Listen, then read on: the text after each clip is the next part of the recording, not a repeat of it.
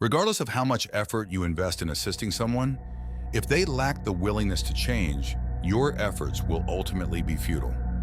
Epictetus contended that it is our responses to events, rather than the events themselves, that influence our emotions.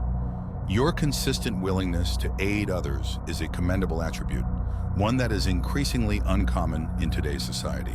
However, it's crucial to acknowledge that no matter how noble your intentions may be, if the individual in question is resistant to change, your support, no matter how extensive, will not yield any significant results.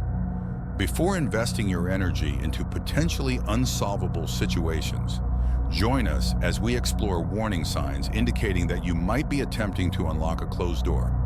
In this video, we'll delve into 9 personality types who, for diverse reasons, may resist assistance and frequently confront their difficulties solo. Remember to subscribe to our channel so you don't miss out on valuable content. Before we begin, check if you're subscribed, and if you like what you see, remember to hit the like button, and most importantly, leave your comment so this video can reach more people. Let's start with the first type of person you might not want to help. First, people who live in false realities.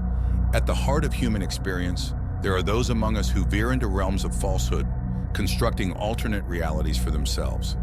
Such individuals, steep in self-authored narratives, cling to illusion as truth, weaving a fabric of deception to clothe their lives. Far from a stoic pursuit of self-awareness and inner transparency, they opt to mask their insecurities and fears with comforting fantasies. These imaginative fabrications act as both a haven and a cage, where the true state of affairs is continuously reshaped to align with their personal hopes and whims. The stoic ordeal of facing oneself with candor is forsaken, traded for the alluring ease of inhabiting a realm where inconvenient verities are shunned and only fantasies find welcome. It is a nuanced and hazardous waltz with actuality, where the stake is one's genuine self. Yet what transpires when the facades are stripped away and actuality emerges in its stark form? Can these crafted delusions endure, or are we inevitably bound to confront the fears and avoidances we harbor? Pondering over these ersatz realities is not merely a matter of inquisitiveness, but a summons to acknowledge and reevaluate our own authenticities. It's a proposition to look past the charades and discover the valor to lead a life that corresponds with the tangible world, despite its imperfections. The sages of Stoicism impart that we must grapple with our imperfections to mature. The conundrum with such souls is that their roots in make-believe tales are so profound that they negate other viewpoints. They overlook the fact that our minds possess the ability to transform our perception of reality, perceiving it through the prism of our sentiments rather than its actual manifestation. More often than not, their behavior stems not from malevolence, but from a pattern of beguiling oneself. Such behavior may originate from deep-seated traumas or an intense desire for approval that skews their perception of existence. These challenges may have prompted them to fabricate a fantastical sanctuary for emotional survival. Endeavoring to aid these individuals poses a daunting task, as they have constructed robust mental barriers. While you might attempt to enlighten them with reality, they parry with reasoning that collapses under the scrutiny of actuality. Despite glaring evidence, they manipulate facts to conform to their accepted fiction. Genuine transformation is only possible if they concede the errors in their logic, a process that typically requires the aid of a seasoned psychological professional. This mirrors the dynamics in present-day political discourse, where people hold fast to their doctrines, ignoring rational errors, and persist in their conviction of being in the right. Secondly, the opportunists, by understanding others with a depth that goes beyond the surface, embody one of humanity's most commendable attributes.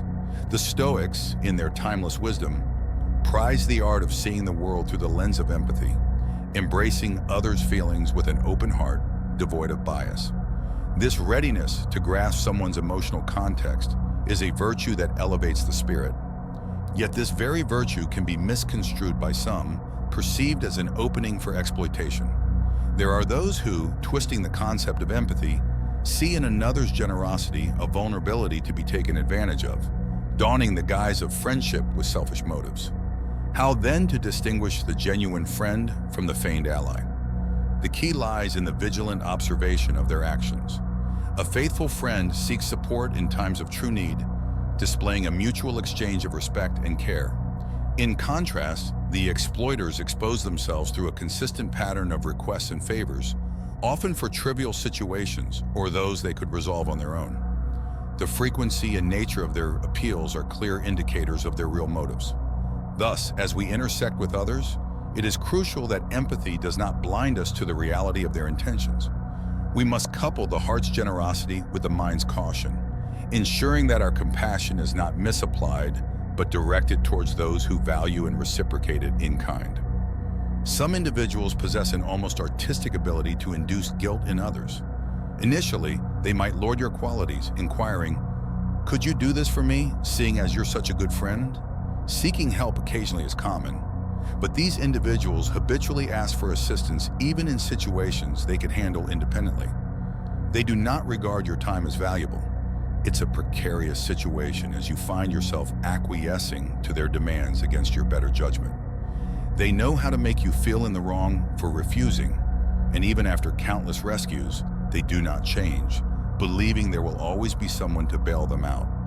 It is advised that you contemplate distancing yourself from these individuals without remorse. After all, your own well-being and responsibilities should be your foremost concern. Thirdly, the self-absorbed. There are those so immersed in themselves that they seem to believe the universe revolves around them. Self-worship is a puzzling and often draining trait of human nature. On life's path, it's inevitable to encounter those for whom the self is the pivot around which all perceivable reality orbits. They dwell in the delusion that each event, each whisper of fate reverberates due to their presence. Picture this scene. You're sharing your frustrations about the city's chaotic traffic, and there stands the self-centered individual diminishing your account with a sort of casual scorn, simply because they weren't ensnared in that gridlocked web. Or when you're beaming with joy, sharing news of a newly secured job, the same person quickly casts a pall over your good tidings, bemoaning the stagnant path of their own career. This behavior can be likened to emotional vampirism, where your energy and joy are drained to satiate the insatiable void of their needs and dramas. In what should be a dialogue, the conversation tilts into a monologue, where only the self-centered person's feelings and opinions seem to matter. Faced with this reality, one wonders, is it worth staying by someone so engrossed in themselves? And even more crucial, do we possess the inner strength to demand that such an individual recognize and validate the feelings of others? It's vital to understand that no matter how much we commit to aiding someone on the path of self-improvement, if the person in question is resistant to change, it's likely they will remain static in their habits. Similarly, if we are on a path of personal growth and those around us drench us in negativity, they can undoubtedly become an impediment to our progress. In some situations, wisdom lies in knowing when to shield oneself and possibly distance from those whose presence no longer enriches. Emotional self-defense in this context is not just an option, but a necessary strategy for psychological survival. For those who don't acknowledge their flaws, these individuals shirk responsibility for their actions, never apologize or admit mistakes, showing a lack of self-criticism and humility, virtues that philosophers like the Stoics advocate as crucial for personal development. For them, the fault always lies elsewhere, never with themselves. They might attribute a negative outcome to bad luck rather than looking for personal or external faults. And they inhabit a world where the reflection of their own actions seems distant and unreachable, a world where they are never the architects of their own misfortune.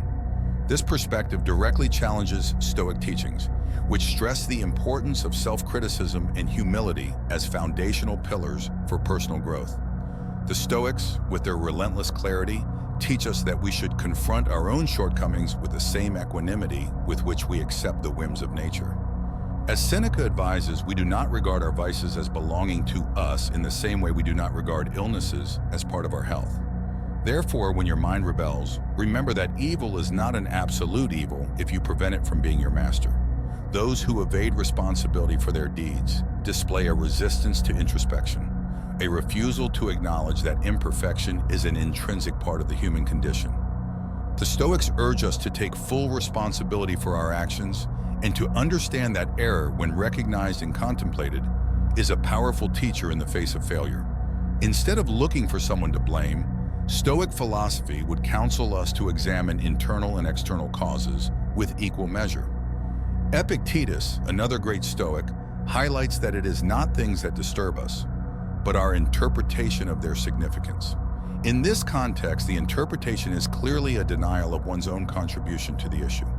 When considering the possibility of assisting such individuals, it is vital to reflect on the words of Marcus Aurelius.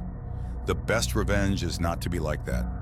Thus, we can understand that in certain situations, our energy might be better invested in self-improvement and the practice of Stoic virtue rather than in attempting to change those who are unwilling.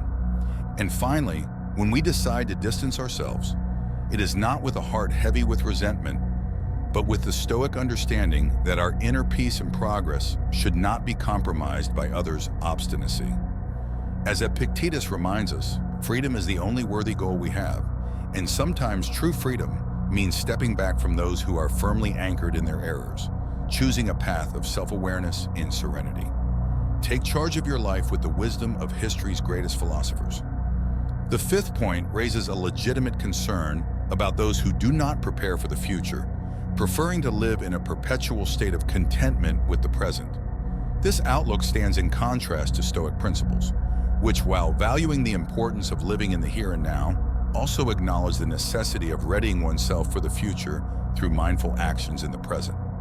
Stoicism teaches us to embrace and appreciate the present without overlooking the natural progression of things, including the inevitable passage of time and the transience of circumstances. Seneca, a notable Stoic, advised that one must gather the whole soul to forecast the future, even as the whole soul is concentrated. That is, future readiness should be a natural extension of the focus and dedication we apply to the present. Seeing potential in others and wishing for them to see it in themselves is a reflection of human compassion. However, according to the Stoics, each person must be capable of recognizing and harnessing their own abilities. Marcus Aurelius, a Roman emperor and Stoic philosopher, proclaimed that man's power over every event is akin in nature to the events themselves. This means we hold within us the power to shape our future through our current deeds. Encouraging someone to plan for the future doesn't entail denying anxiety or other difficult emotions, but understanding that they are part of the human experience. Stoicism doesn't promise the eradication of anxiety, but offers tools to manage it. Learning to live with these feelings without being overpowered by them is a challenge the Stoics urge us to undertake. Lastly, Epictetus reminds us that it's not the events that disturb us, but our interpretation of them. When we see someone with no plans for the future, we might interpret this lack of foresight as squandering potential. Nevertheless, it's crucial to acknowledge that each individual has their own timing and path for development. While we encourage and support others in their growth, we must also accept that the choice to plan or not for the future is personal and should be respected, always with the hope that in due time, each will find their way to progress. The sixth profile delves into a common quandary: the battle with chronic pessimism. Within the Stoic framework, such an attitude is counterproductive because Stoics espouse fostering a resilient mindset in the face of adversity, aiming not only for acceptance but also for transforming negative perceptions into constructive ones. Seneca, one of the most prominent Stoic thinkers, counseled that we must learn from our experiences and use difficulties as opportunities for growth. He stated, "It is not because things are difficult that we do not dare. It is because we do not dare that they are difficult." This suggests that the hurdle lies not in the situations themselves, but in our hesitancy to face them with bravery and optimism. The text highlights a focus on the negative, which runs counter to the Stoic practice of rational and objective reflection on issues.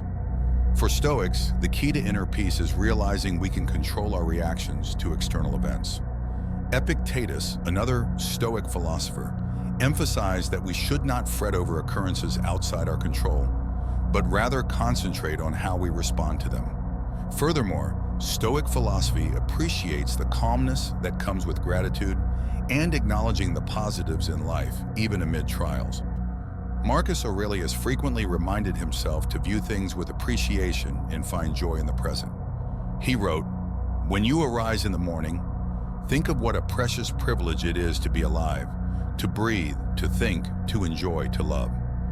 In dealing with individuals mired in pessimism, Stoic wisdom would suggest offering support while also safeguarding ourselves against being engulfed by their negativity. It is vital to understand that while empathy is a virtue, we cannot impose change upon others. Each person must desire transformation for themselves. Stoics teach us to invest our energy where it can have a positive impact, and sometimes this may mean preserving our own well-being rather than endlessly attempting to alter someone's outlook. Consequently, it might be wiser to direct our efforts towards those open and willing to embrace a more balanced and optimistic worldview. Those who, in keeping with Stoic self-improvement practices, are prepared to work on themselves and grow with the support provided to them. The seventh profile addresses a core issue for Stoic philosophy: personal accountability. The Stoics believed we have the power to choose how we interpret and respond to the events that befall us.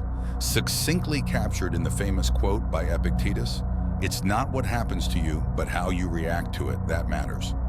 In the case of those who dodge taking responsibility for their actions, consistently shifting the blame to external factors or others, they're neglecting one of the most vital aspects of personal freedom and growth, which is the authorship of one's choices and the acceptance of their consequences. For Stoics, self-examination and self-criticism are crucial for character development and for living a good, meaningful life. Marcus Aurelius, the philosopher emperor, stressed the importance of introspection and owning up to one's shortcomings and progress. In his meditations, he would question himself and recall the significance of examining his own actions and motivations, rather than blaming others or circumstances. Thus, to assist someone stuck in this loop of shirking responsibility, Stoic wisdom would suggest encouraging the person to engage in honest self-assessment, urging them to understand what is within their control, their own actions, reactions, and judgments. However, Stoics would also acknowledge that each individual must be willing to undertake this journey of self-discovery. It's not something that can be forced from the outside. Moreover, while we can offer support and perspective, the Stoics would remind us not to let ourselves be overly disturbed by others' failures or their refusal to change. We must accept that we do not control other people's actions, only our own.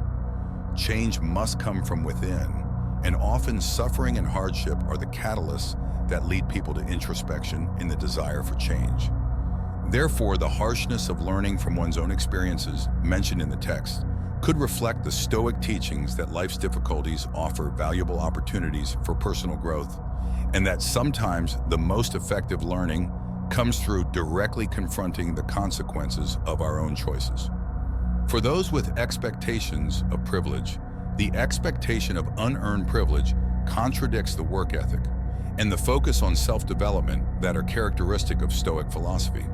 Stoics teach that an individual's worth doesn't come from innate privileges or expectations of special treatment, but from the cultivation of personal virtues such as wisdom, justice, courage, and temperance. Epictetus emphasized that we should strive to be deserving of what we wish for, and that the sense of entitlement without corresponding effort is a delusion and a source of dissatisfaction.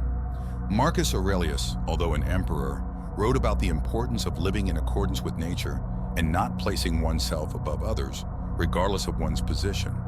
He often reflected on the impermanence of power positions and the importance of staying humble.